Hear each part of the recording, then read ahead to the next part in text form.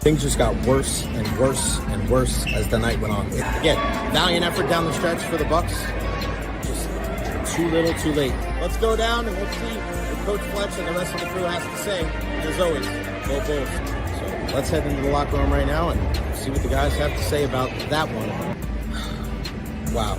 Where do the Buccaneers go from here? What an incredible atmosphere. What a good win for the Tampa Bay Lightning. They snapped a 7-game winning streak. How we feeling, Bucs Nation? It's time to party, baby.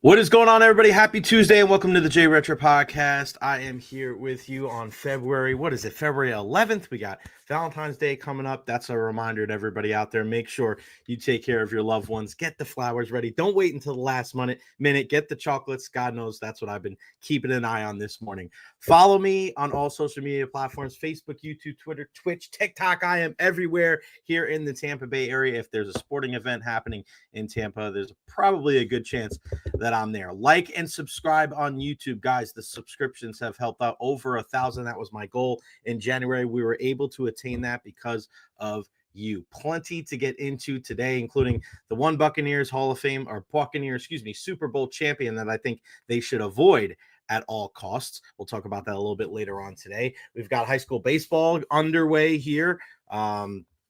Starting tonight, we had Miguel Menendez on yesterday. We've got Paulie Russo on at 1 o'clock today. We've got Brian Engblom at 12:30. FanDuel Sports Network, Tampa Bay Lightning TV analyst. And with this hockey season kind of stopped at an abrupt halt now for the Four Nations, it's going to be crazy to be able to watch these guys go up against each other, having Victor Hedman for Team Sweden going against Cirelli and Hagel and Braden Point for the Canadians, and then Jake Gensel for Team USA. In moments, we will be joined by the one and only Coach Alex Golesh for USF football. A lot of great things going on. I know Thursday night, basketball's taking on Memphis. It's a little bit of a late start over there, so make sure you go get your tickets. Go usfbulls.com. I go to this site probably more than any other site I know, because there's just so much great information. There's so many tickets and stories. Joey Johnson does such a phenomenal job writing these in-depth stories about all things USF athletics.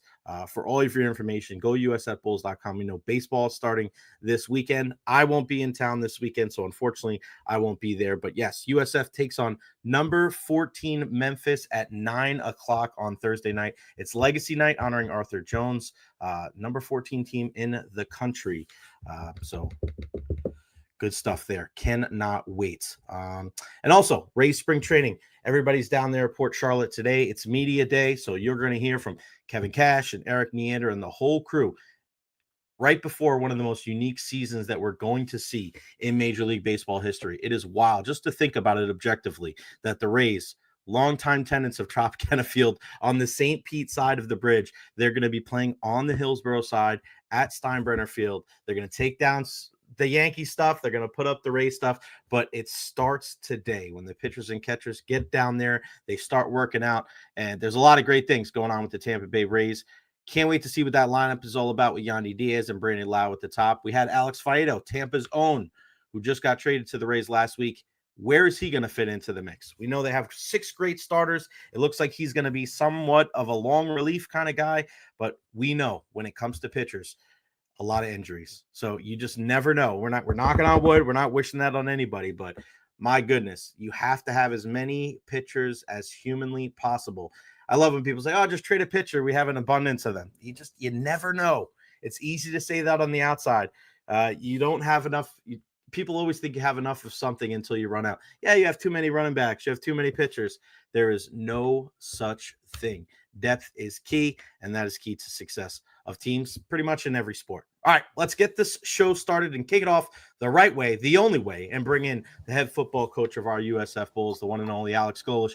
Coach, thanks so much for joining us. How are you today? Doing awesome. I appreciate you having me on.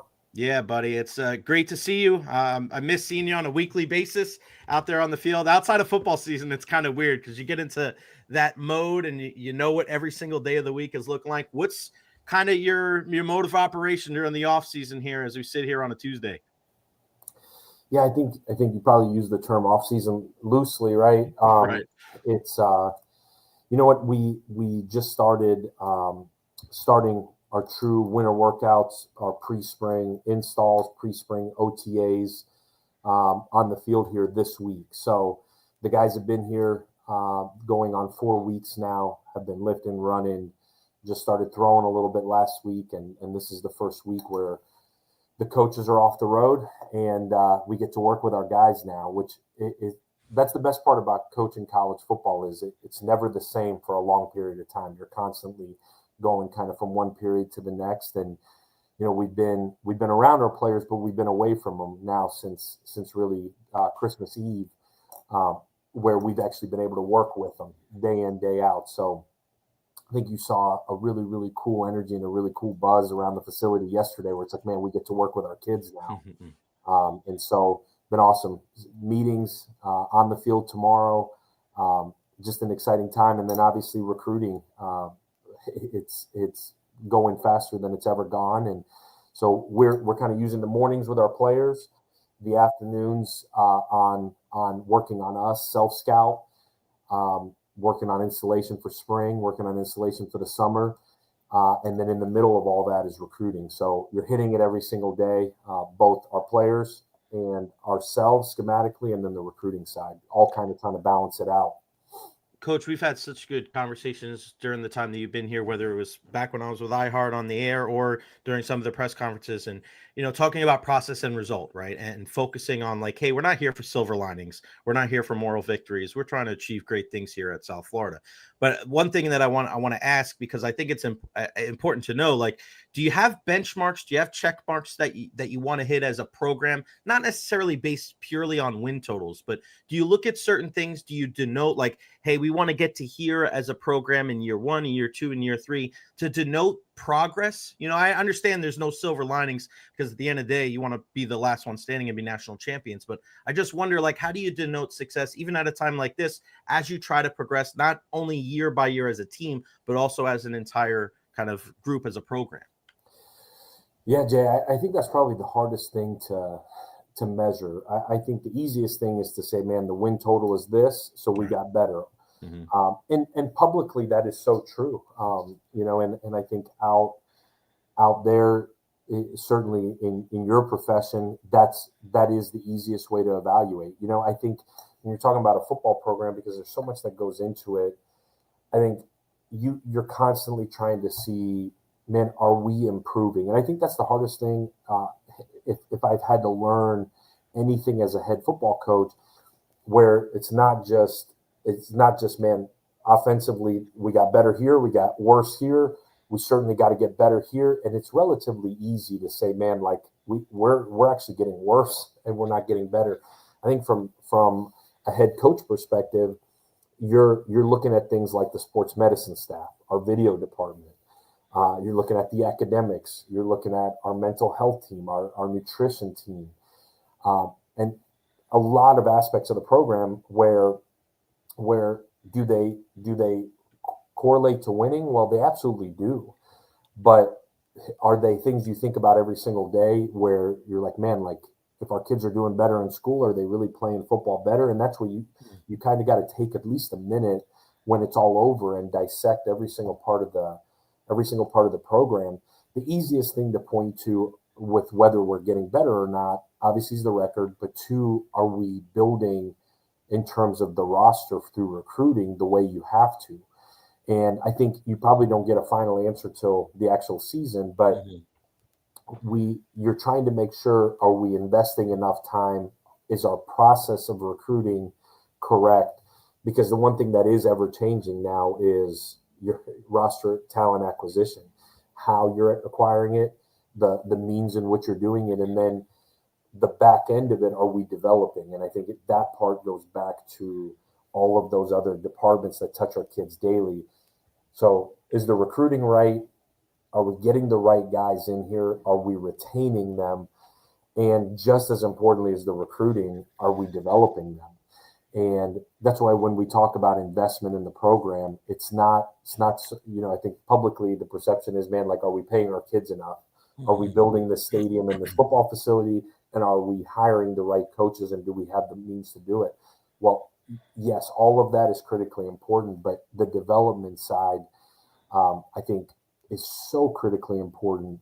And the retention is obviously part of that, but are they eating right, sleeping right? Are we giving them the resources they need to continue to grow physically, mentally, emotionally, spiritually? All these things that I think at the end of it will equate to wins, but are really hard to judge and are really hard to, I guess, put a ranking on. So I guess that's a long-winded answer to your question. Do I feel like we're progressing? I certainly feel like we are. Do I want it to be faster? I definitely want it to be faster. But I think to accelerate it, you got to take shortcuts. And that's one thing that as we continue to evolve schematically, as we continue to evolve how we recruit, as we continue to evolve how we develop, I think the one thing I'm not willing to do is take a shortcut, because I feel like on the back end of it, it'll cost you at some point. 100%. And that's why, like, we have these conversations, throughout sports, and people wonder, like, all right, this guy goes from a play caller to the head coach. And people think, oh, automatically, just because he had success as a play caller, he's going to be good as a head coach.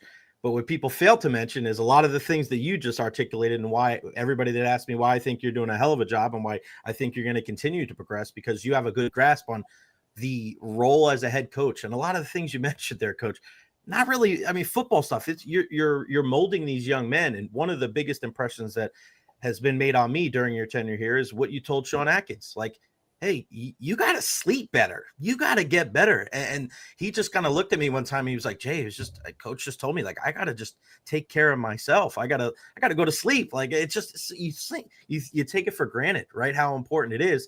And then you look at the records and what that kid was able to do on the field. Coach, that's got to be a great example of a guy of, like, you kind of worried a little bit, maybe more about like his well-being as a human being. It translated on the field. And I think that type of mindset is going to pay dividends down the road. Yeah, I think, and I appreciate you saying that. I think it's still such a people industry. I think when you start to forget that, that's where it'll go by the wayside. I think we're still here to help these young guys grow into being elite men in society. I think if we stop and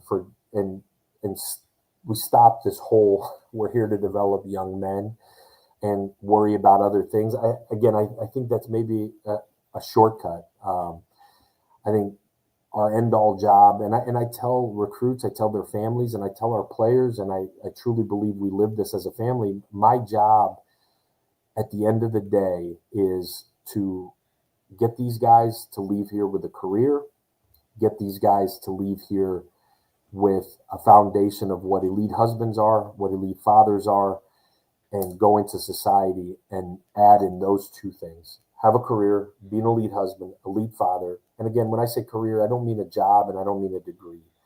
I mean a career. And set these guys up to be successful for the rest of their lives, be elite fathers, elite husbands. If that's our focus from an off the field standpoint, I think we've got a chance to be really, really successful. And I think when you think of it holistically like that, yes, I understand we got to win games. We got to recruit speed. We got to recruit size. We got to recruit high-end football players. We got to develop them 100%. I think that's like a prerequisite. Those things are all critically important, and there's no shortcut there. But I think when they're in our program, I think the focus has to be for them to grow in every aspect of their lives, because at the end of the day, that's why we all got into coaching. At least I hope. That's why I got into coaching. And I feel like I surrounded myself with a bunch of people, men and women, that truly believe that as well. And I think when you keep the main thing, which is helping these guys develop and help them grow as men, I think the payoff on the back end is that they're going to fight like crazy for each other to help win football games for this university. And at the end of the day, we're about halfway there. We still got a long way to go. And I know our staff we're so energized every time we get to see these players that I know we're doing it the right way. Now we got to take the next step. Yeah, I coached for 10 years here in the Tampa Bay area, coaching baseball, coached high school, and the impact that you have on other people's lives, man. It's just, a lot of those kids I coached, they're having their own lives, their husbands and fathers, and it's wild to think about the impact that you have. And I had Martin Gramatica on last week live from New Orleans, and he was talking about how impressed he was with just the entire culture. I think culture could be an overused word, right? But it's got to be real. Like, it's got to be almost, I know it's an intangible thing, but it's almost got to be tangible, because you have to see it with the way that the coaches and the players execute, not just on the field, but how they handle themselves, whether it's in the media, on campus. Like, there's just so many things that goes into it. And kind of echoing the sentiment of the guy that's right here, that'll always be on my bookshelf, and a friend of yours, the late Amir Abdur-Rahim, to be able to be there. And I saw you at many basketball games last year, and to see him get honored the other night. You were so close to the guy, and it's tough to kind of wrap my head around it. Coach, he was here for one season, and the profound impact that he had, it's just amazing. Yeah, I think every person you meet says the same thing about Amir, and it's he gave more of himself than he ever took from anybody. Mm-hmm. And I think that the humility to live your life that way is so hard in this day and age, right? Because when it was going really, really well, everybody said this guy is as good as there is. And I remember early in the season, it was like, man, here we go again, right? Mm-hmm. That first season, and the ability to just be the same and give of yourself more than you ever try to take from anybody. That's why when you meet people that Amir, whether it was an interaction on campus or a podcast like this, or going on the radio when you were doing the radio, like, the interactions were all the same. They were mm-hmm. authentic, they were real, because he cared about people. He cared about people more than he cared about anything else. Now, you go to a practice, whether it's a basketball practice or it's when he got comfortable out here on the grass with our football guys, there's like it was like a switch. And the switch was that he was going to be as competitive as anybody that I've ever been around. But you can still do both. You can treat people the right way. You can give of yourself, your time, your energy. If I learned anything from him, it was, man, like take the time to stop and just see how somebody else is doing. And I tend to get in such a mode where it's my players, our staff, my family, and nothing else outside of that really matters. Where he kind of makes you realize, like, man, there are other things outside of those that right. you in the position you're in can affect in a positive way. And I feel like I certainly grew in that regard being around Amir. How has it been? Because there's so many like different obligations as a head coach, like even with the media, like doing the press conferences every week. Do you has that been an adjustment? Just getting used to kind of all the responsibilities, because there's just so much that goes into it now with all the different radios and podcasts and like weekly meetings that you have to go through. Has that been an adjustment? Like, have you been able to kind of make it easier on your plate on a week by week basis, more in season than out? Yeah, I think it just becomes part of your process and becomes part of what you do. I think the last place prepared me.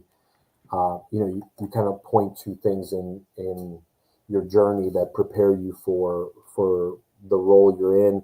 I think the last place really prepared me for that part of it. And it was a place where you were going to be in front of a microphone a lot, and you were going to be held accountable for what you said. You had to be really, really careful, and you had to be really, really honest, because you were going to get called out if it wasn't. And so I think it prepared me for the obligation. I also understand my role and my job to promote this program, promote our players, get butts in the seats, the brand of what this program is, and where it's going and what it has to be. That's also my job, and I understand that. And it's a huge part of my job. And I enjoyed the part of the building, and I also knew what it took to continue to build at this point, and this is part of it. I think the more times people talk about our program, the more times people have an association with the brand. I also understand that I'm a huge part of the brand, and it's important that I promote it, sell it, and put a product out there that people can be proud of. And I think the longer I've been here, the easier it's been to sell it, because I truly believe in one, the vision, but two, what this place is. I've fallen in love. I always loved recruiting Tampa. I always loved vacationing in Tampa. I've fallen in love with what this community is and the proud people that live here, proud of Tampa, but proud of the sports teams. And I've grown to really love and appreciate it. And so when you become emotionally invested in it, it's a little bit easier to do. Yeah, you're right. I mean, you see behind me, like I team Tampa Bay all the way. I'm not from here. I'm, born in New York, 20 years here now. My whole family lives there, and they don't ask. They don't even ask if I ever move back because it's so great. And you go to all the different games and you see all the coaches support each other and the teams all cross promotions, things like the sneaker soiree and the parades and bowl games. And it's just nuts. Another person that's a face of this program is Byron Brown. I mean, last year I know was, a tough year for him. He was just battling, he wanted to be out there. I know it's tough when you're dealing with an injury, you're trying to be transparent, but you also, it's part of the game. It's part of the gig. You got to answer questions about it every single week. But I know there was some reservations from the fan base, like wondering if he was going to be back next year. I mean, this guy was so damn good last, the year before last. And it's just like, you look at the guy's smile that you could see lighting up through his helmet. He's all around campus still. Like, what can you tell us about Byram leading up into 2025? Because like, he is a guy that people like, they're so exciting. He's plays such an entertaining brand of football. He's not afraid to put his body on the line, and he really is a guy, and we're not taking anything away from anybody else, but he just seems to be a guy that really executes your offense at a high level. Yeah, I was excited as anybody going into year 2 for him in the system. We've being in the system, and the system has grown, but being in this now and seeing guys go through from year 1 to year 2 and the growth that they've shown traditionally in the understanding, the ability to get the ball to the right people, the ability to get us into the right plays, and the offseason that Byram had was elite last year, both mentally and physically. You could see like what his body became. He finally turned 19, and so just the ability for him to continue to grow both physically and mentally, and honestly to be able to grow as a leader.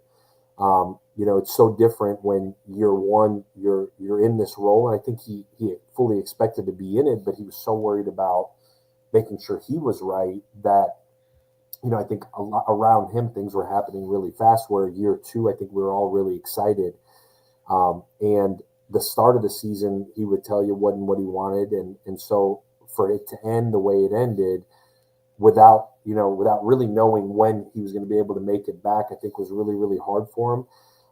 But he's such a competitor, and he makes others around him compete at such a high level that's when somebody's a leader, is when they can make others around them better. It's not just that they know what's going on, it's that you demand greatness around you.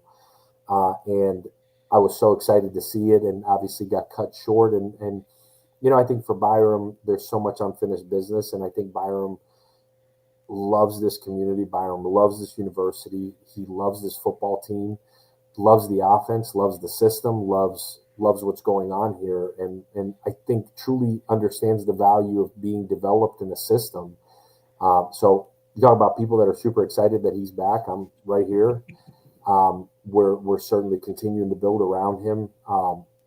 And I think it's easier when you're selling to recruits, man, come here and be with him and block for him or catch passes from him or run the ball with him. But at the same time, we've spent so much time making sure that we're building for the future and we're building depth behind him, that for him, his next step is to put it all together as a leader, as a football player, certainly as a passer of the football, as a game manager. I think he's beyond excited to get back and be on the field as well. Coach, last one for me. What do you tell fans right now as we get closer and closer to the spring game? Like, it's like you said, it's never really, I misspoke a little bit. It's never really an off season, right? Because it's a 24/7 thing. Lightning general manager Julian Breezewell says the same thing. He looks at me, Jay, we spend 365 days a year trying to get this team better. I don't really care about a trade deadline. Same thing kind of with you guys, right? So kind of like, what's the next step? What are you keeping an eye on over the next couple of weeks?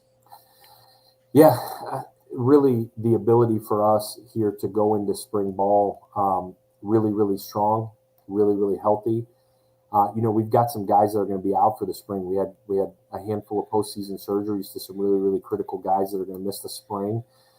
I'm excited to see these other guys now step up. And so for us, I think depth is the top thing you want to really see from a physical standpoint about our roster. But to be honest with you, I think more than anything, I've challenged our offensive staff, our defensive staff, and I've challenged our leadership council. I've challenged myself is the word identity. Right now is where you build the identity of your program. These dark days of college football, this where nobody's watching. I'm doing a podcast, but you have no idea what our guys have been doing since 7 this morning. And nobody cares, to be honest with you. It's all about the growth of your program. And the word identity, if there's anything after 2 years that I sat down after that bowl game and questioned myself more than anything else is, like, I know what I want the identity of our program to be. I know what I want the identity of our team to be. And I think our coaches and our players know what we want it to be, but what is it really? And who are we right now when nobody's watching?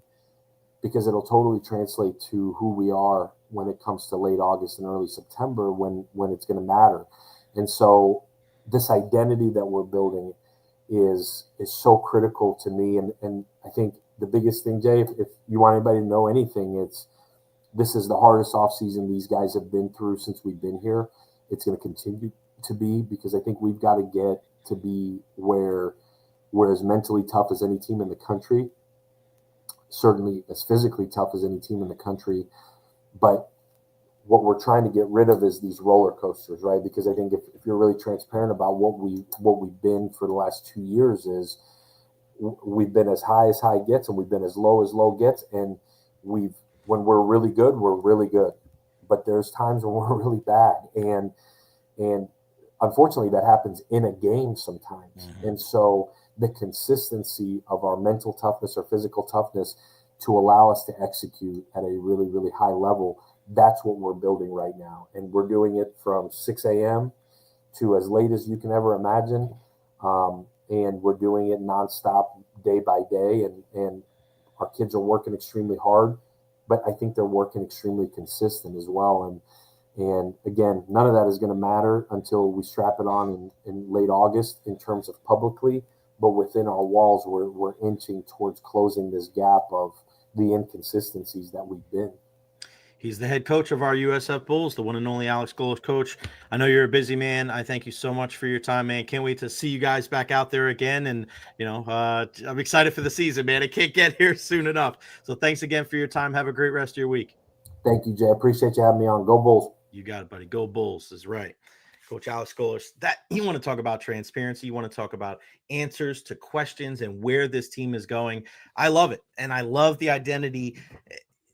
That's such a key point that he brought up when he was talking about identity, because teams out there in sports, they may think they want to be one way, right? I want to be this type of team. I want to be this type of team. But what are you really? To have that perspective, to have that knowledge of like, hey, all right, this is what we strive to be. But what are we actually? That is, every team wants to be a hardworking team. Every team wants to be a team that's tough to play against. Every team wants to be together and resilient and consistent and have a good culture. But do you really have that? That's a great point from Coach Alex Golesh. And that's why I have the utmost faith that he's the right guy to lead this USF football program, because of the answers to the questions. And of course, you're going to be judged by the wins and losses on the field, but you can tell a lot by a leader of a team, whether it's a player, whether it's a coach, whether it's a front office member, just by how he answers certain questions. And you guys know this as well as I do. When people say things and they come off as disingenuous and you walk away and you're like, I'm not really buying that. I just don't know if that is a common trait of successful people. I mean, you think of transparency, you think of honesty, and I think that's, again, those are the common traits, the common threads of people that do well in any aspect of life. All right, let's bring him in here. We're going to have fun because this is what we do every single time we're together. It's the one and only, the two-time Stanley Cup champion. Look at the background. This is the best background that we've seen. The one and only Brian Engblom, FanDuel Sports Network, Tampa Bay Lightning TV voice. What's going on, buddy? How are you? I'm good, thanks. How are you, Jay? I'm good, man. I'm getting excited for this Four Nations. Well, let's start right there. I mean, I'm watching these videos, I'm watching these different things, and you're seeing all you're seeing is these people buzz by. You see John Tortorella smiling on the ice. So I'm like, wow, what is going on over here? And then you're seeing Braden Point talking to Connor McDavid and Crosby and Doughty talking to John Cooper. Like, regardless of whether people think it's a good or a bad idea about, they shouldn't be doing it during the season, or as our guy Phil Esposito would say, I can't believe they're doing it without the Russians and the Czechs. But it is cool to be able to see, Crosby and McDavid on one side and Matthews and Eichel on the other side, and Hetty as the captain, and Aho and Barkov and all these guys. Like, it's great to see all of this talent in one place. Yeah, that's what these tournaments are about. It's really exciting for the coaches and for the players too. That's why you see John Tortorella smiling, John Cooper smiling. They're having fun. They they glean a lot of information about the game from talking to great players. Sidney Crosby, Connor McDavid, all our guys, from the Tampa Bay Lightning, uh, across the board. All the players in particular just sitting in the room with some of the guys that they have great respect for, and just watch them, how they handle themselves, how they conduct themselves, what it's really like to play with them out there on the ice. When you're against them, it's one thing. But you really get to pick up some things, even in a fairly short space of time of playing with other great players, and it's a lot of fun, and it's a memory. Like, these guys will never forget it. Even the ones that have been involved and already won, gold medals, like Drew Doughty and Sidney Crosby. They love this stuff, and they just play. And so it's a big stage, and every great player wants to be on the big stage. So all the way around, terrific. Brian, a couple of years ago, you and I sat in the Lightning press box, and all we did for about 10 minutes is watch Connor McDavid highlights, because you were telling me about just the way he would move his hands. And it's just, he's on another level. And now, he is going to be the face of Team Canada here. He's the clear-cut best player in the world.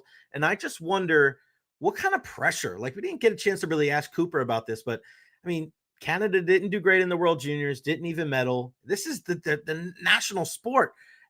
Is there pressure on Canada to win this thing? I don't want to make light of that and say, of course there's pressure, but how much added pressure is it because of the lack of World Junior success, and because we haven't had one of these tournaments in a while? Yeah, I think all that adds up. I mean, for the fans in Canada, they measure these things, and people regard it as Canada's sport, so they take it personally. Fans in Canada take it personally. So does that mean pressure? Yeah, you bet. And it's a good practice for all those players too, because pressure is the difference between good teams and great teams winning Stanley Cups as well too. This is a different format, but it's about pressure situations within one period, within one game, and within one tournament in this situation.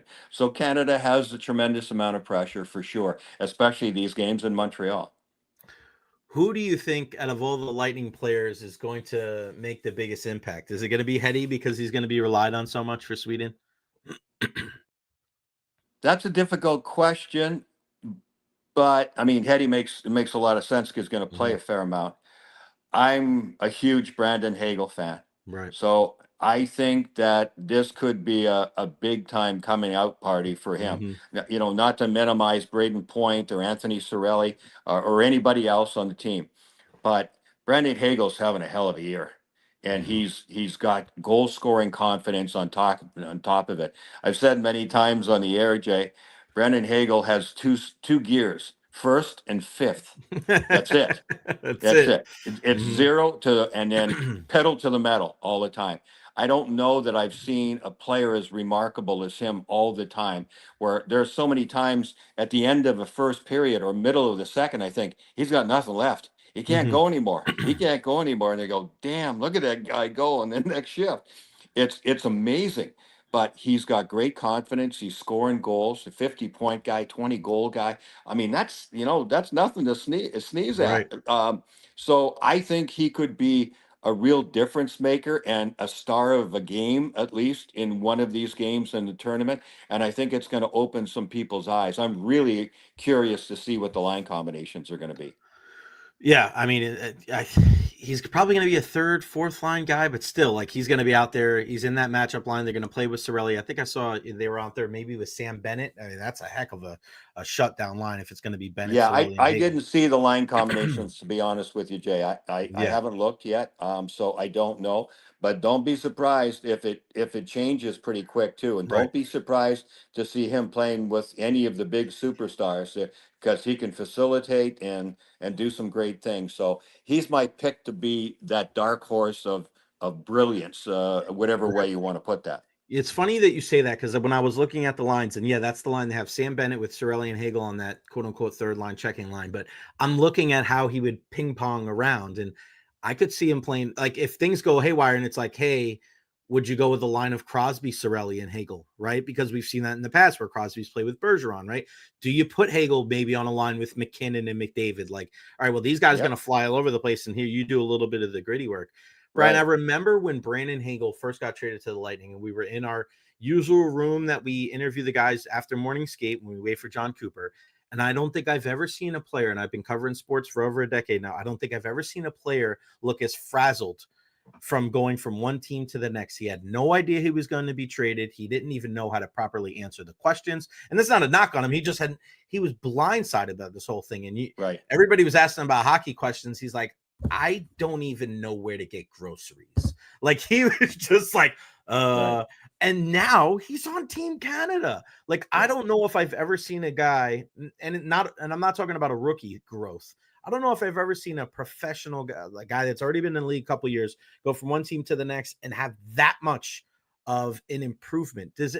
Have you ever seen a guy? Is there anybody comparable to him? I know it's tough to say here right on the show, but it's just so crazy how he went from a guy that was like, all right, he's going to be on a more checking role. He's going to be probably a 40-goal scorer this year. It's amazing. Yeah, I know. That's a tough one, Jay. Off the top of my head, nobody really, springs to mind. I'd have to think about it for a while, but it's a remarkable thing. Timing was everything. The Lightning saw a guy that was just starting to develop and made the trade at the right time. And I'm sure Chicago regrets that one right now. That happens, right? You make deals for different reasons. And this one was an A++ for the Lightning. And, you gave up a couple of first round picks and Taylor Radish. And it's just like, sometimes you got to make these deals, right? I mean, it sucks not having these draft picks, but sometimes those draft picks don't work out. I'd rather be sure of a guy I know in Brandon Hagel than have these draft picks where it's kind of a 50-50 chance because the Lightning draft late in the first round. How you get measured on these, Jay, like most deals, but especially for teams that are good, borderline, top level, they're making trades. And look what the Lightning have done, in their cup years, and then also going to the finals and losing in the finals another time. That's 3 straight years of getting it right. So over the years, I've heard this so many times, and you're giving up draft picks. So it's a gamble for sure. But I think I lost you, Brian. Did I lose your buddy?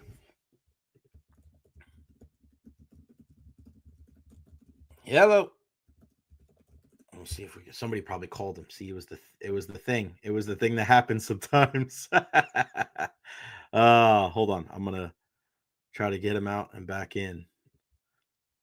We're gonna kick him. Kick him out. All right. I'm gonna text him and tell him to go back in. Go back in. You got booted back. Come back in.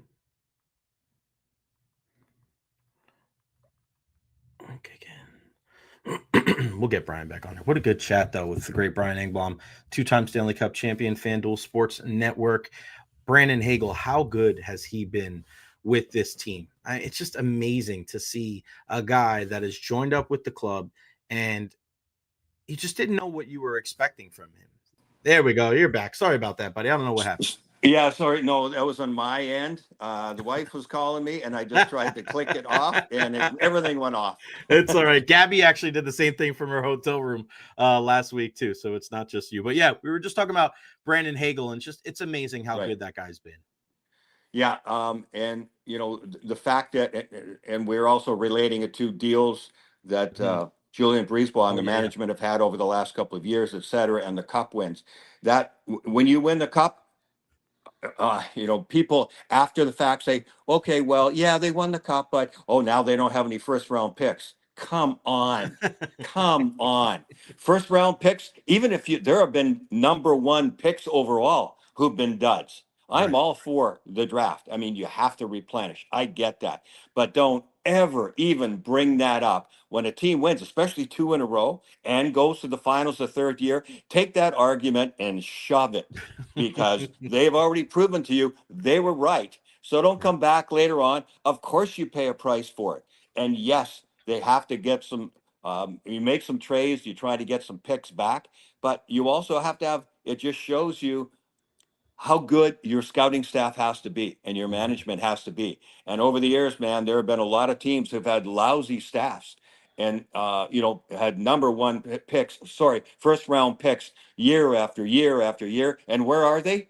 From the bottom to mediocre and then Right. back to the bottom again. It's amazing. So they just constantly have a problem. So, like I said, that argument doesn't fly with me at all, not for a second.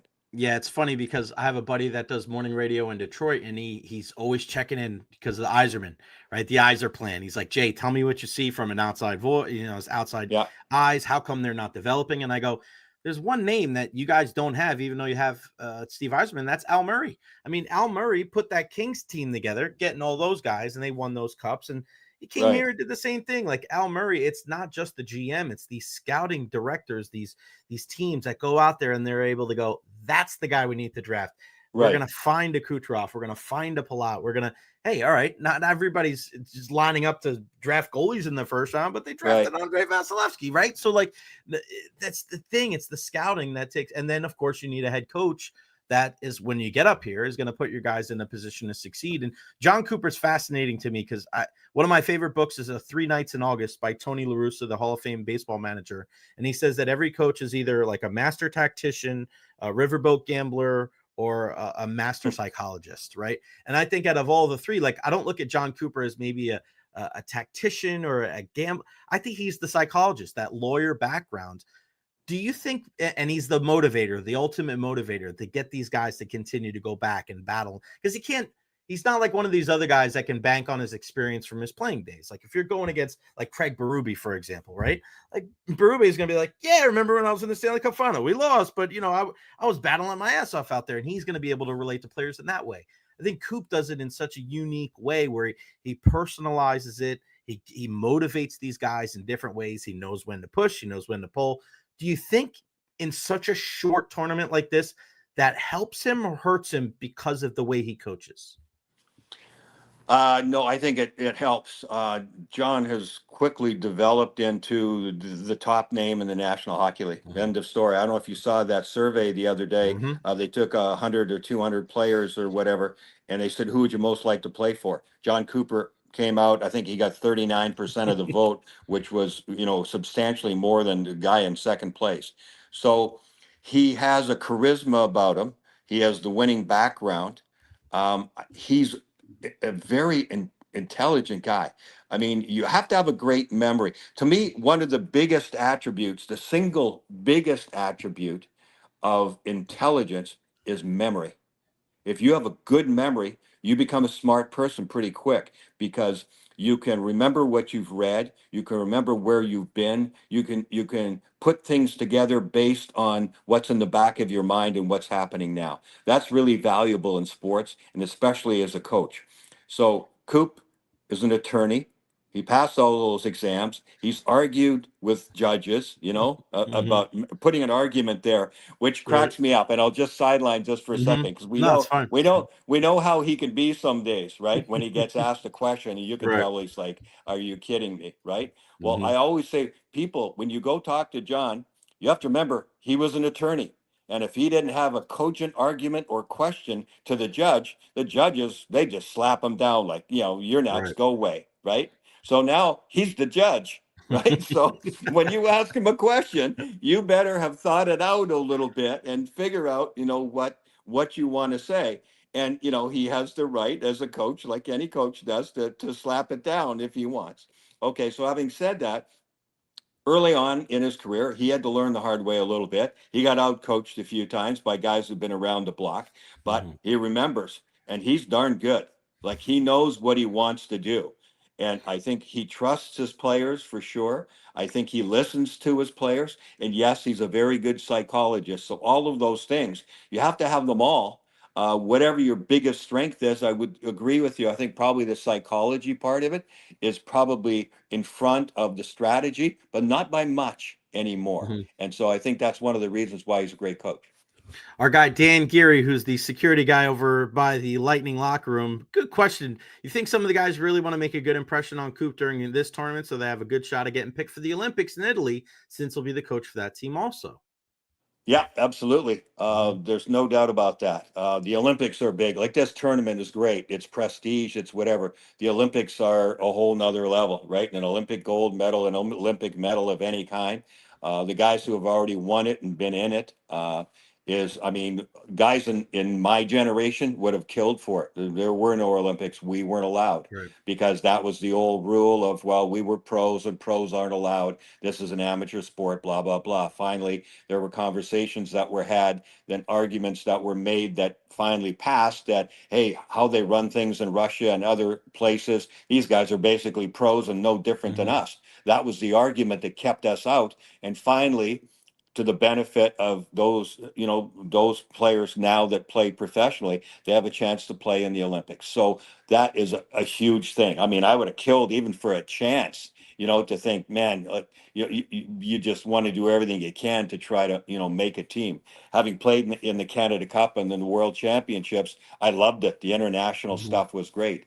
But sure, this will have an effect on what happens next year, because there are a few guys who are older. And I mean, what's Sidney Crosby going to do? I assume he's going to play another year, and he probably want to go to the Olympics. And how do you not take him, right, if he's healthy, because he is who he is. But there are other guys who are, older, and some may not do as well. And then you're going to have next year where at the start of the year, some guys who already were borderline for these teams, but didn't quite make it, maybe because they don't have the history of it or whatever. And then you have a brilliant start to the year, like a Brandon Hagel. And next thing you know, they're on the Olympic team next year. So it's interesting all the way around. Yeah, like Cole Caulfield didn't make the U.S. team. Maybe he makes the Olympic team. Connor Bedard's another guy. He didn't make this team. Be hard pressed to think that he's not going to make. What about a guy like Macklin Celebrini, number 1 overall pick from San Jose? His development in the next year and a half or so, like, great it's examples. Tough to keep him off the team. Before I let you go, I want to talk about the Lightning. And we were just in the press box 2 weeks ago going, this team can't beat anybody in the Atlantic Division. And then the last 4 games, I mean, what do you make of the last 4? You beat beat Ottawa both those games. You beat Detroit. I know that second. I was so, that was a hairy second period, man. They're holding on, and you were doing the game with Mish, which was great because I was getting a haircut, so I was watching it, listening to the card. Mish is losing his mind. They're not getting the puck out of the zone, and they're holding on. It was like a bull ride that second period, but they found a way to get to the second intermission with the lead. They win that game. They win the game the next day on Sunday as well. And they go into the break, not with a terrible record against the division. What do you make of those last couple of games? And is that something that they can use that to springboard, after they get back from this 4 Nations break?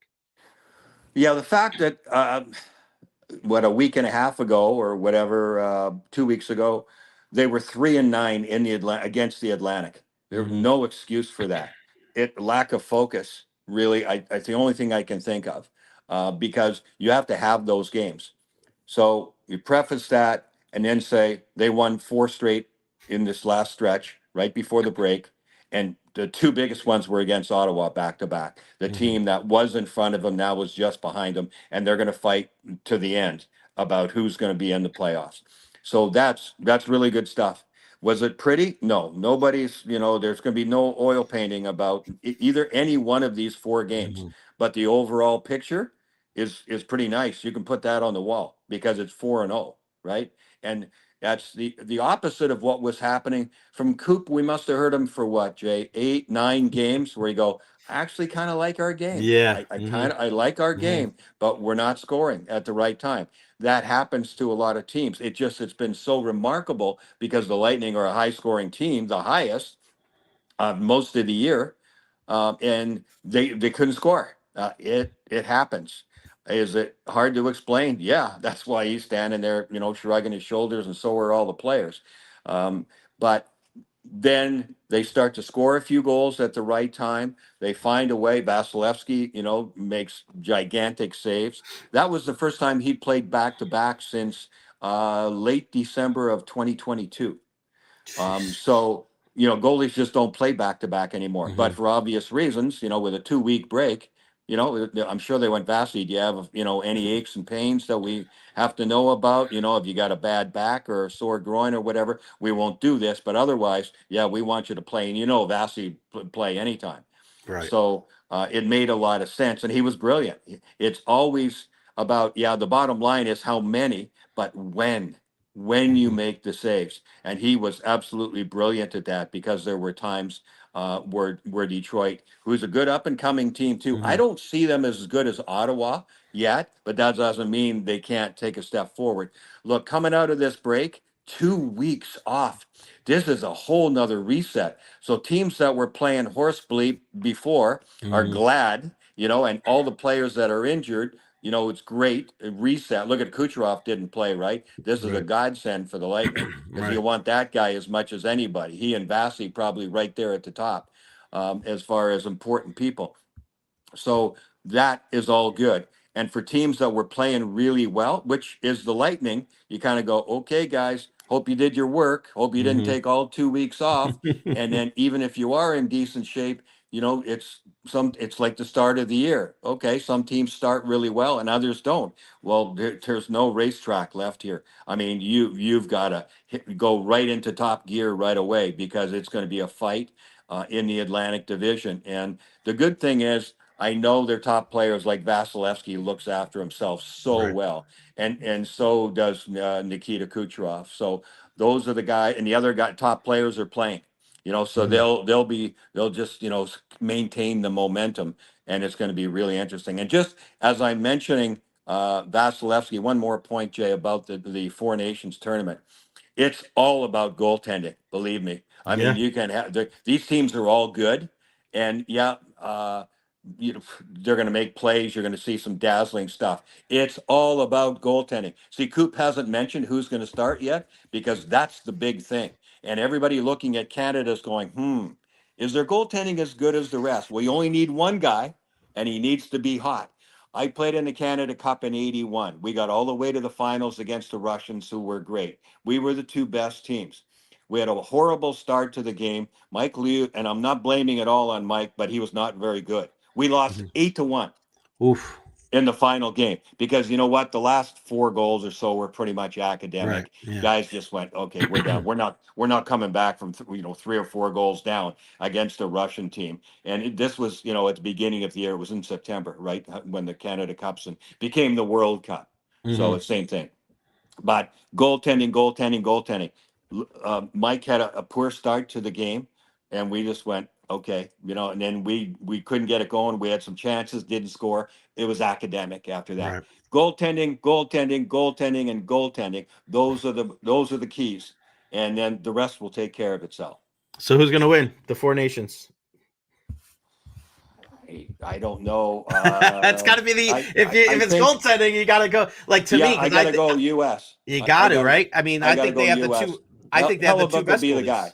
Yeah. Hellebuck will be the guy, and you have 3 goalies on each team. But I mean, how much can you jack around with the goaltending? You only have a couple of games, and you have to win them all. So it's gut instinct from the coaching staff. They confer, and then that guy gets the first chance. And then maybe you play one other guy, and then you go, okay, which one do you like better? Who was blah, blah, blah, whatever. What have they done lately? And then that's it. Then you ride the horse to the finish line. Yeah, because sometimes if you have 2 goalies, you have no goalie. That's the problem. Exactly. Yeah, exactly. I mean, and when you win, in those situations. And though there was a number one goal, even go back to our tournaments back in the 80s or whatever, we played against Tretiak, for Russia. Yeah, you kind of knew who was going to be in goal. It was Tretiak. Yeah. And so, yeah, you have that right. It's very different now. There are so many good goaltenders. Some are known as good pressure, one-time situation goalies. But I'd have to say, yeah, based on what I've seen and whatever, I'd say Hellebuck is the guy. And so I'd give the U.S. an inside edge. They got great defense, too. It's really mobile. So there you go. The great Brian Engblom, two-time Stanley Cup champion, FanDuel Sports Network TV analyst for our Tampa Bay Lightning. Brian, I appreciate your time, my friend. Enjoy the next couple of weeks off. Get out there on the links and hit some golf balls or something. Just get out there and get away a little bit. Why don't you? That's exactly what I'm doing. I'm hanging up and I'm going right to the range. I enjoy it. For me, it's like going to the rink down the street when I was a kid. Drop my books off after school, go right down the rink, put my skates on, skate around for an hour or two. That's what I do. I go to the range and hit balls. I love it. That's how I'm going right now, Jay. Sounds Take care, good, buddy. Partner. Thanks, buddy. Talk soon. Yep. All right, man. The great Brian Engblom. God, man, what a wealth of knowledge. I absolutely love the conversations that we are able to have with some of the great people up in the Tampa Bay Lightning press. I mean, in the media center there, in like the little press box outside of where all the booths are. We just sit there and we stand there rather after intermission or during intermission. And it's Phil Esposito, it's Bobby the Chief Taylor, it's Brian Engblom. You got Stanley Cups, you have Hall of Fames, that's just our guys. It's not even talking about the visiting media, the visiting front offices, and you don't know if you'll see a Brendan Shanahan or a Joe Sakic or any of these other players just walking through. Scotty Bowman lives in our area. He goes to the games. But we are better here in the Tampa Bay area. The knowledge of our fans has grown exponentially over the years because of guys like Phil, guys like Brian, guys like Chief. That doesn't happen everywhere. If you ever get a chance to go look at some of the people that are the analysts, and I'm not taking anything away from them, but we have really special people here. We really do. You have a guy in Dave Randorf, like that's a national guy. Like he wasn't doing local TV and then came to Lightning. He was a national TV guy that is heard, all around Canada. And we got him here as our local Lightning TV play-by-play voice. Brian Engblom was on Versus, on NBC, on ESPN. I remember watching Brian Engblom as a kid on the ice interviewing Stanley Cup champions in the 90s, like with his big old glasses and the mullet. Like that, Brian was the man. He is the man. He's the best. And to have him here locally like that, we're blessed. We really are blessed to have him there. And, the Four Nations Cup, which starts tomorrow, it's going to be a wild sprint. This entire situation with these teams going at it is going to be a lot of fun to watch. But you're not going to have much time to get your feet wet. This isn't like, there's going to be a preliminary game. That's not how it's going to go. These teams have to be ready to rip right off the bat, and they're representing their countries. And whether you agree or disagree with the tournament and why they're having it and who's not in it, I get it. But the fact of the matter is it's happening. And these players that are going out and they're representing their country, this means a lot to them. It means everything to them. It's like that in soccer. It's like that in hockey. To a lesser extent, basketball, I still think is up there. Baseball, probably too. We've seen it a lot more with the World Baseball Classic the last couple of years. Football is different because it's really domestic, where it's really on this continent. It is growing around the world as far as the popularity of it, but as far as having teams and leagues that would challenge the leagues that we have here, there's really no comparison, right? You can go play professional basketball overseas. That's not something that's unheard of. Same thing with hockey, even baseball league, the Japanese league, and you see all the different Caribbean series, and there's baseball all over the world. It's a little different. So when you have different leagues and there's popularity, in different countries that aren't close here, when you have international competitions like this, not only are they exciting, but they're also competitive too. So we can't forget that. So these hockey players, they're going to be ready to go. And I know, going back to the last year's All-Star game, asking guys like Leon Draisaitl and David Pastrnak, a German and a Czech, they're not happy that they're not involved in this. they want to test their skills against the best of the best in the world. And unfortunately for them, they weren't included in the Four Nations, but they will be in the Olympics in a few years. All right, let's bring him in. Friend of the program, the one and only Paulie Russo, Paul Russo Jr., the head baseball coach for Tampa Catholic. What's going on, brother? How are you? I'm doing great. How are you? I'm good, man. Can't wait to see you guys out there tonight. I'm heading over. When Steph gets home, I'm taking the car, heading over to watch you guys against Carrollwood Day. 6:00 start tonight. Everybody go out there and support the Crusaders. I mean, this is like Christmas, brother. You wake up this morning, there's nothing like opening day. No, for sure. You still, this is year 4 of, being the head coach back at Tampa Catholic, but you still get a little bit of those butterflies getting ready for opening day. Year 4, man. Time is I feel like it was yesterday. I was watching you hitting bombs over the right field fence there at TC, man. What is it like though, bro?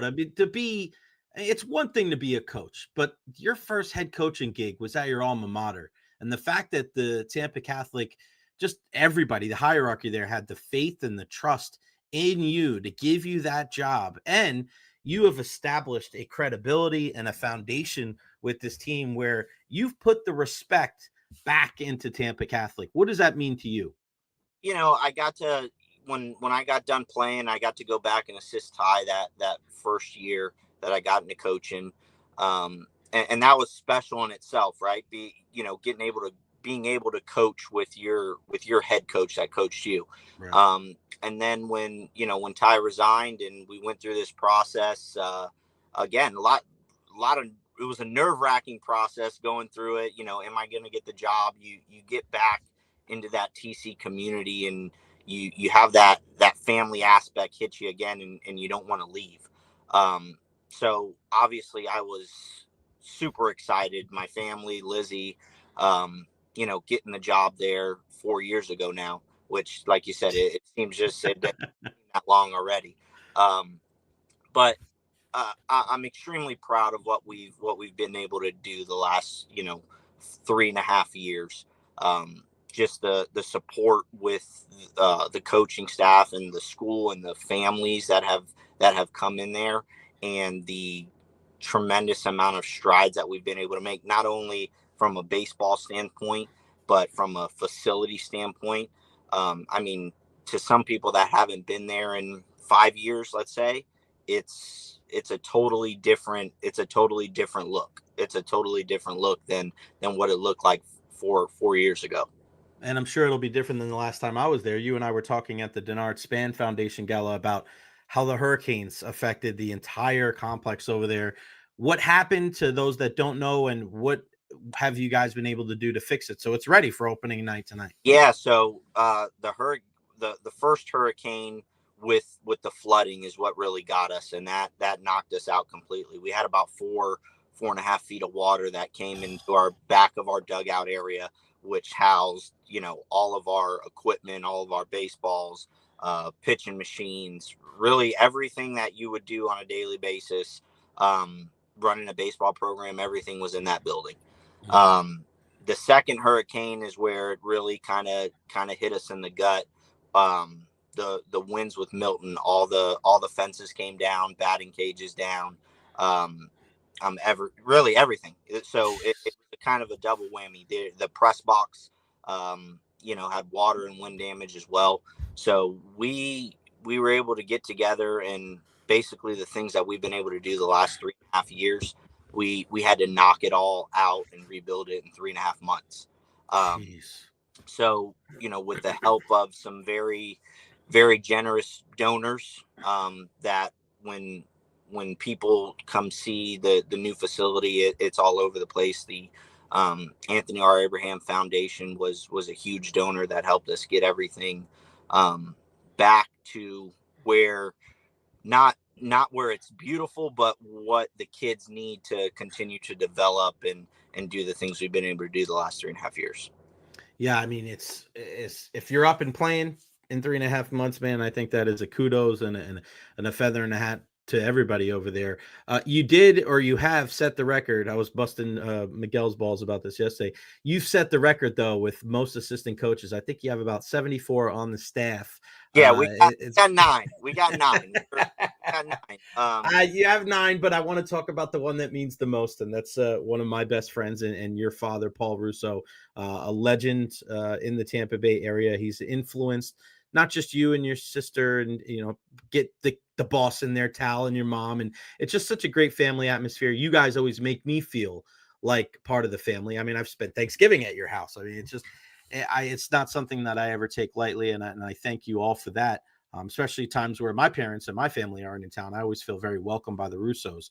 But just talk primarily about your dad and what he's been able to do as kind of a sounding board to you at TC. Not so much of him when he was coaching you as a kid growing up, but like now when you're the head coach at TC and he's there sitting in his normal spot in the dugout, and the way that you can go to him, if you have a question or a guy struggling, like what kind of resources he on game day and in practice there at Tampa Catholic? Yeah, he's a lot different with the kids than he was with me, right?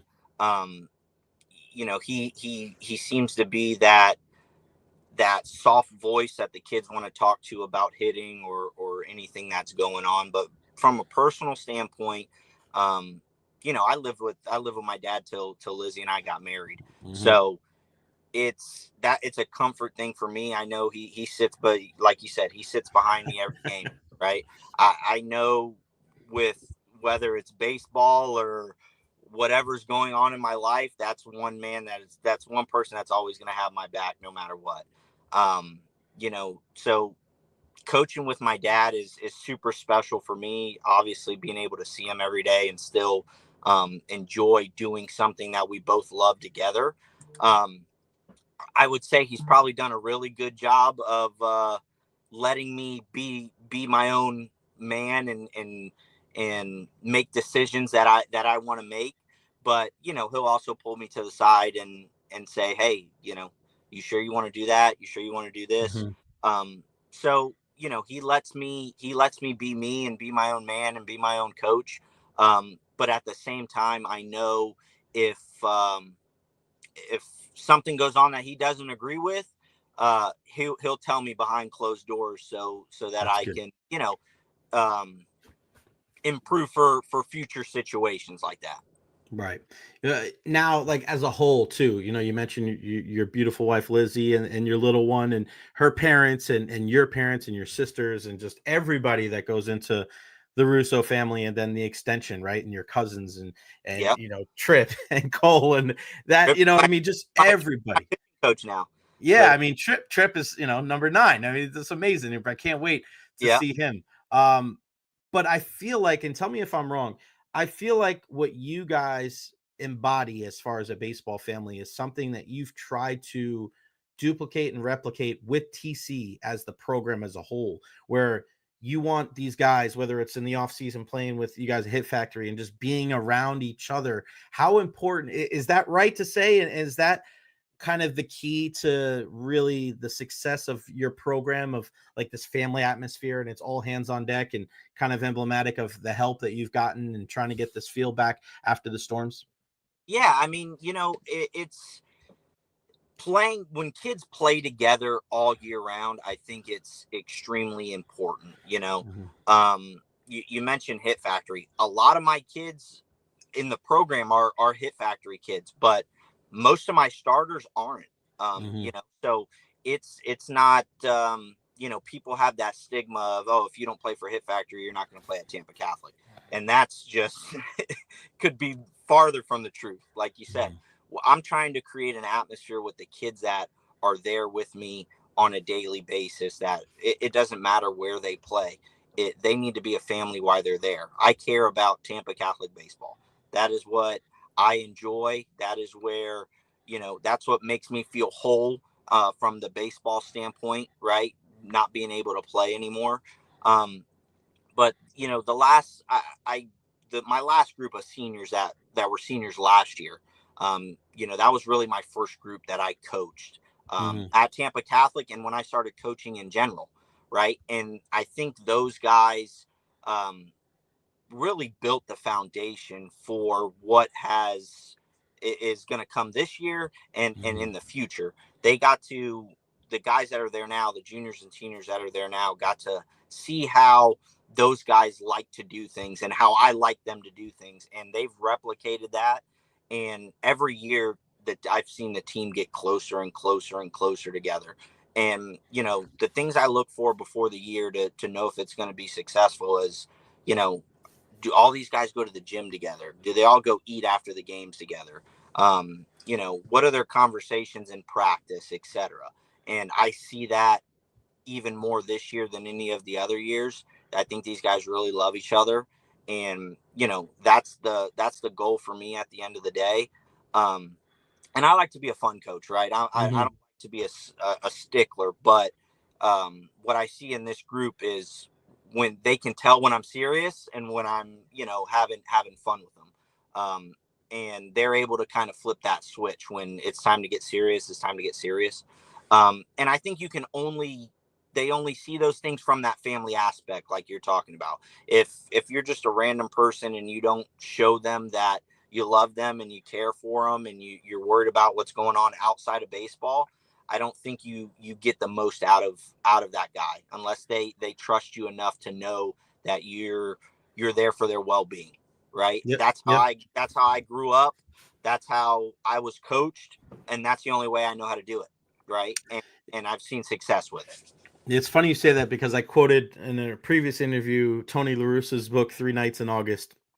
And I'm going to quote it again here because he said you really can't get on a player unless he really truly believes that you have his best interest at heart and that you love him. And you could get really, really hard on a guy, and really, I don't want to say beat him down, but you can really, lay into him a little bit and really try to motivate him in a way. Because some guys need to be pushed.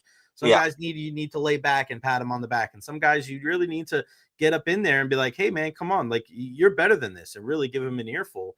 I love that. Who are some of the players? Give me kind of the preview, the forecast. I know you're, I think 6th ranked in the A13 preps, which is great. Our guy, Jared Guthrie, does such a great job. A13preps.com for all the high school baseball coverage. He did a great job of highlighting you guys, your team, and some of your players. I mean, it's nothing to laugh at, man. If you're a top 10 ranked team in Hillsborough County, what are we looking at this year as far as your team? What are the goals? Who are some of the top players to keep an eye on tonight? And I got a good group of seniors this year.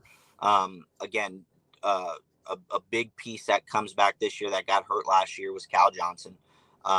He got to play, I think, half the games before he had labrum surgery on his non-throwing arm. So he'll come back and be our shortstop. I've talked to probably all 30 teams about him, and he seems like he's going to be a high draft pick this year. So looking forward to having him back healthy. Dominic Woodward was a huge two-way guy for us last year. He's going to be that again. Drew Dunlop, Jake Owen, Lucas Sinanti, as well as Dominic will, be the forefront of the pitching rotation. And they've all made tremendous strides in the last couple years. But the guy that Jose Carrero as well, another 4-year starter, that is our right fielder. That's got, I would put his power up with anybody in the state of Florida. And then I think the key guy, two key guys, Carson Arnold comes back last year, had his first year starting as a junior last year and hit about 340, I think. And he was our super utility guy when Cal was out last year and Bittman was out as well. And then Cole Bittman, he'll move, a freshman. I had him starting at first base last year. He started at third, but he was hurt at the opposite time that Cal was hurt. So then Carson moved over to shortstop. So, last year we didn't play one game with my projected starting lineup. Wow. We didn't play one game with our projected starting lineup last year. So, and then, like I said, so this year, Cole go behind the plate and replace Ethan. And he's really that fire guy that we got. He's just, like my dad says, he's just a look for baseball players. He's that guy, just a baseball player. So, I'm excited for our team this year. There's some pieces we obviously had to replace that are always difficult to replace. Alex Soteropoulos was our number one last year. Have to replace him. He's at Columbia. Hershey Sanchez, our second baseman, he's at Eckerd.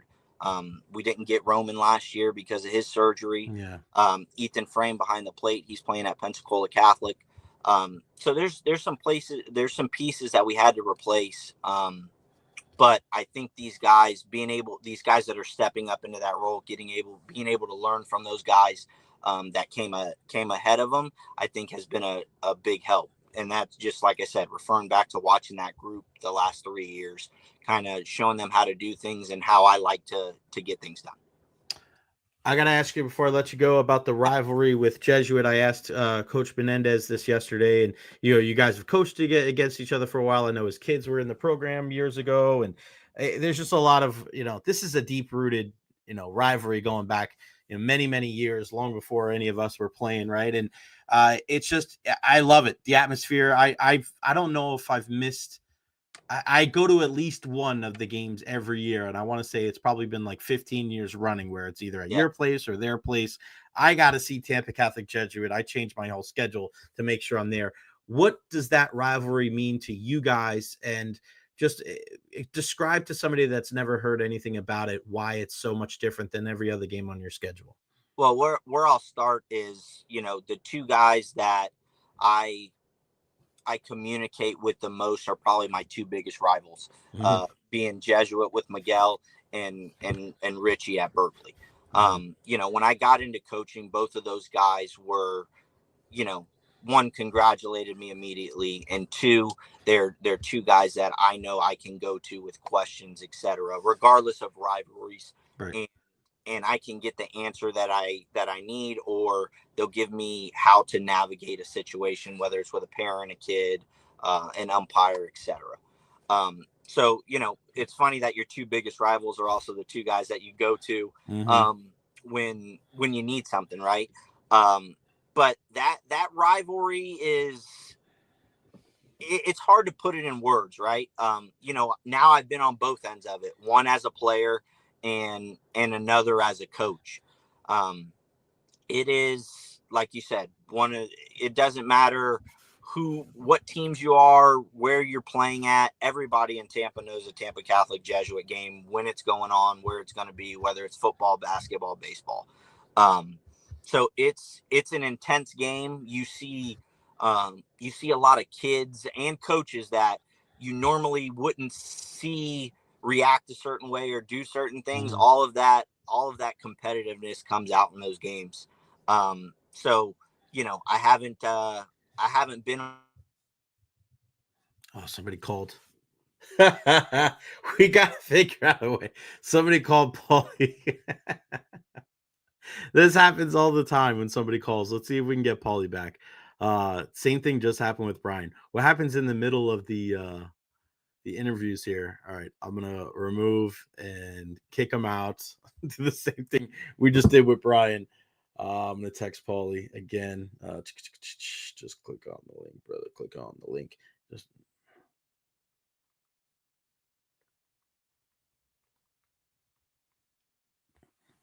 That's funny. We could go a couple of weeks without that happening, right? And then all of a sudden it happens back to back with Brian Engblom and Paulie Russo with the same thing. We'll get Paulie back on in a second here. But yeah, I mean, it's just, he's right though. I mean, that TC Jesuit rivalry, just like going back and forth, it's incredible. And if you've never been to a game between those two, it's wild.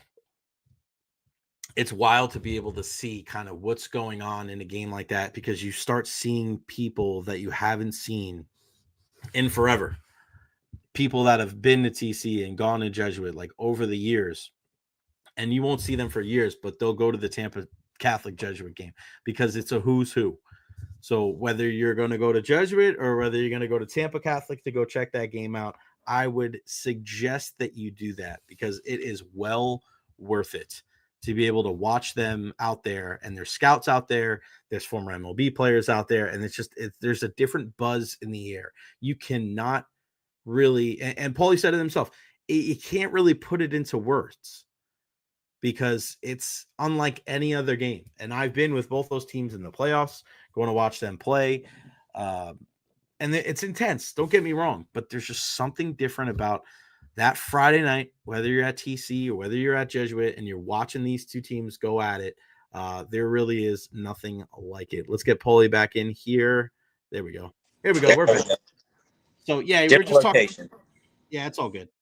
Just talking about, again, the rivalry with Jesuit, and like you said, it's hard to put into words because it's so special. I've been with you guys, at playoff games, but you go to a Friday night, whether it's your place or their place, and you're seeing MLB scouts and people that haven't even been to a high school baseball game in 20 years, but they'll go to a TC Jesuit game. No, absolutely. Like I said, it's a fun game to be at. It's fun for the kids. It's fun for the coaches. It's like I said, it's hard to put into words. You got to be there and to feel that energy and everything that's going on in those 7 innings. What's the last thing before I let you go? If I tell you, if I ask you, like, Tampa Catholic is blank, like, what's the identity of this team? What can somebody expect if they're going to be like myself? If they're going to go to the game tonight, what is this team all about? This team, from what I've seen, the word is electric. They really are. This team has been able to really showcase. They've been able to do everything. They can pitch, they can hit for power, they can run bases. They play clean defense. Just watching the 2 preseason games, that's the word that I would use, is they were electric. I love that. I cannot wait to go see you out there tonight. The one and only Paulie Russo Jr., head baseball coach at Tampa Catholic. I love you. Give my love to your better half, your little one, your entire family, but I'll see them all tonight too. Best of luck. Good success this year. I lost you again. So, it's because somebody's calling him. I love you, brother. I'll see you later on tonight. All right, Paulie Russo Jr., we love you. Next time we got to do it like in studio or whatever, but let me just text him and say, all good, brother. Thank you. See you tonight. Oh, God. All right. Again, follow me on all social media platforms: Facebook, YouTube, Twitter, Twitch, TikTok. I am everywhere. Like and subscribe on YouTube as well. Listen, it's really cool to be able to see. And I know somebody's saying Jay Recher should give love to Pinellas County schools. There are some good ones on this side of the bridge. I mean, come on, man. Like, you know that. For me, I've always given love to schools all over the place. And I didn't see anybody else bring Calvary Christian's baseball team, softball team into the studio to have them live on the air. So, like, I hate when people say stuff like that. Like, oh, you should do this or you should do that. Like, just be grateful. Be grateful that people are talking about it at all, right? Like, who else talks about this besides me? Who else puts the work out but my guy 813 Preps? Like, Tampa Bay Times does a little bit, but I mean, their resources are spread thin. That kind of shit drives me nuts. It's just so crazy that you're like, hey, not like, hey, you're doing a great job. Keep it up, man. Do you mind doing stuff on here? It's like, oh, you should do this. You should do that. Like, calm down, bro. Calm down. All right.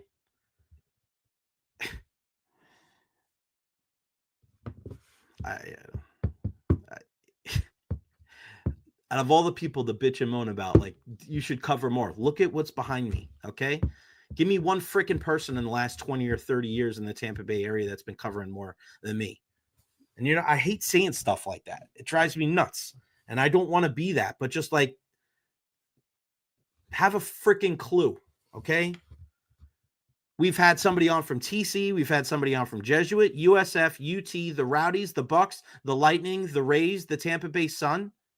Get fucking bent. Sorry. All right. When it comes to the Rays, all right, they're speaking right now down in Port Charlotte. Just looking at some of the things that we're seeing now.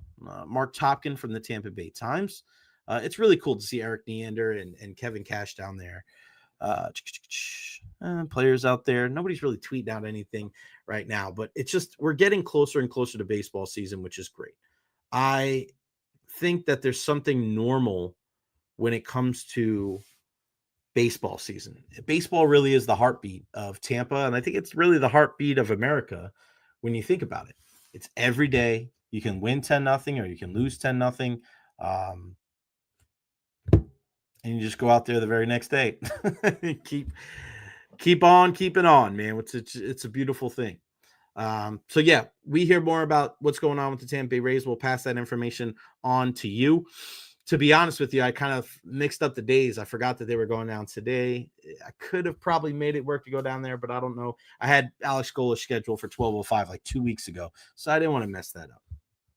But I want to talk about something as well that I know it's been a hot topic of conversation when it comes to the Tampa Bay Buccaneers, because we need to see them go out and get a pass rusher.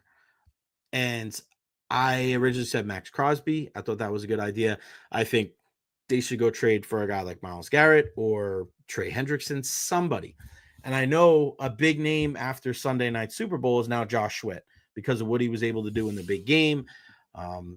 Some people will look at him as a 27-year-old and untapped potential, and I get that. And people will compare him to Shaq Barrett, and I get that as well. But I don't know if what we're looking at with Josh Sweat is a fair comparison to what we saw with Shaq Barrett. I think at times when you start saying, well, you just put this guy here, then he's going to do the same exact thing. I don't necessarily agree with that. Josh Sweat got opportunities to be a pass rusher. Shaq Barrett was behind Devon Miller. He was behind a DeMarcus Ware. He was behind a Shane Ray. Josh Sweat got opportunities.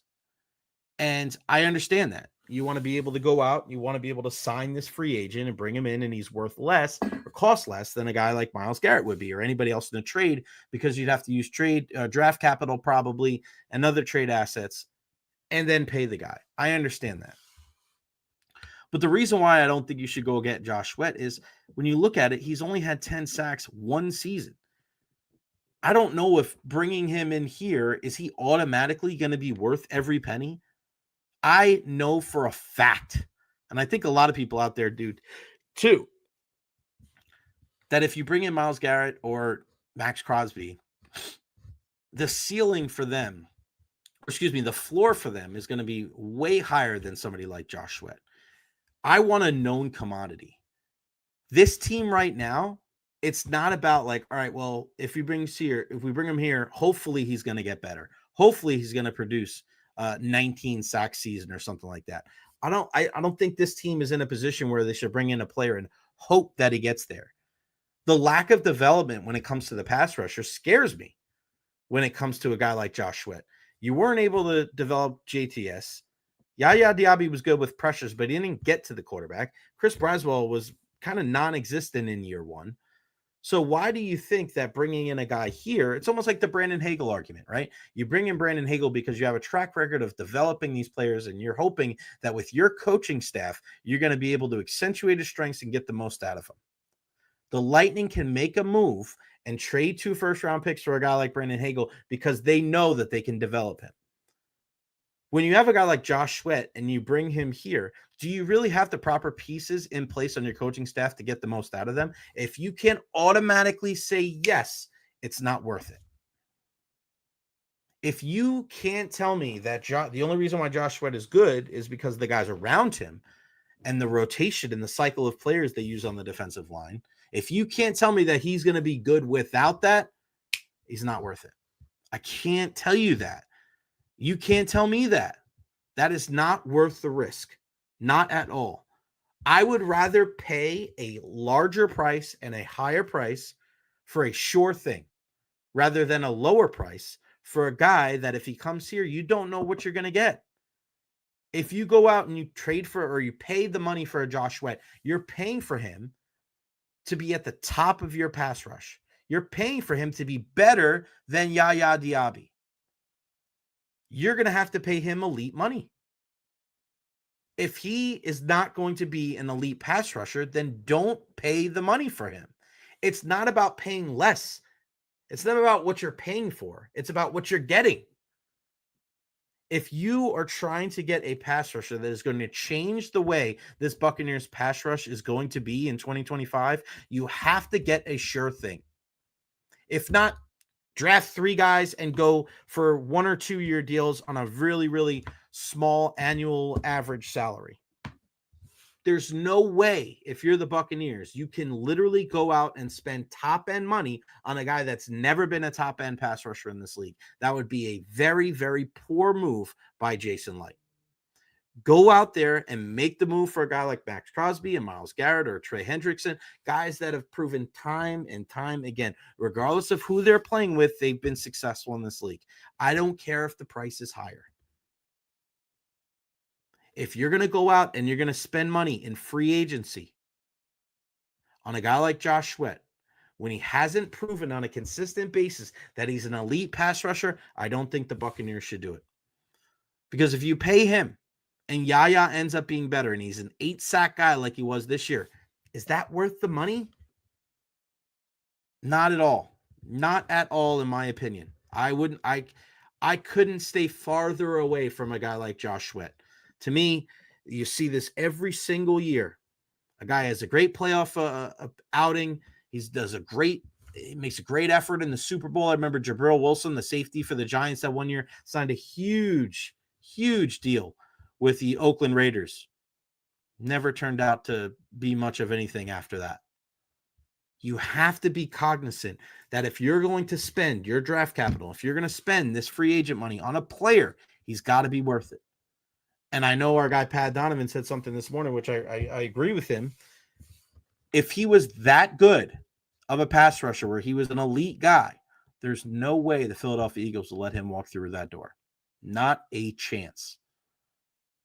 I think, could he be a good player? Yes. Is it a risk that the Buccaneers should be willing to take when they need numbers, when they need more guys, more than just one? I don't think so. I wouldn't do it. So that's my 2 cents. And I know he's a popular name because of what just happened in the Super Bowl, but I'm not going after a guy like Josh Sweat. I just don't think that makes much sense to me. All right, that's going to wrap it up for me. Just 90 minutes today. Got a lot of things going on. Pat Donovan better than Pat Mahomes. We love Pat Donovan. Love that son of a gun. Missed that guy. But some really, really good stuff today. I want to get to some of these comments before I go. Mike Fremter, Jay, I have to say you're setting yourself apart from other sports programs with these great interviews. Good job, bud. Appreciate you. Shout out to Bart Hill and David Terry. Hammer, what's good? Seeing Coach Giles around Carrollwood. Great family guy told me he was here to say that is really, really good. Hammer, I'm going to be in contact with you this week. Shout out here and shout out here. The dummy Dan. And Dolan and the whole crew. Thank you guys so much again. A big thank you to everybody that joined us on the program today. Coach Alex Golesh. How great was that from him? Let's mention this real quick. Eric Moreno, my dad passed away about 3.5 weeks ago. RIP dad. Prayers up.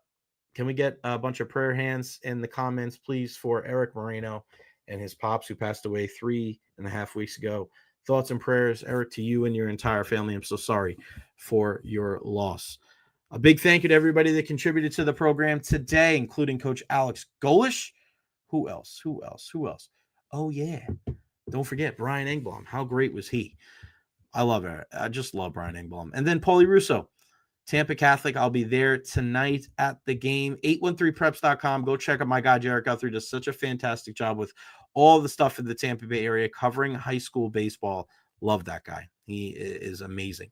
Follow me at Recher, Facebook, YouTube, Twitter, Twitch, TikTok. Again, like and subscribe on YouTube, guys. Every little bit helps. No show on Friday. I got something to take care of here locally. And then also tomorrow we have Eric Erlinson. Thursday we have Ed Encina. What do they have to say about the Lightning's end to their first kind of part of the season? And also about the Four Nations FaceOff, because it starts tomorrow. All right. I love you all. I thank you all. Go watch Tampa Catholic. Go watch some high school baseball and softball and support our local teams. I am getting out of here. I appreciate you. We'll see you at noon tomorrow right here on the Jay Recher podcast. I am gone.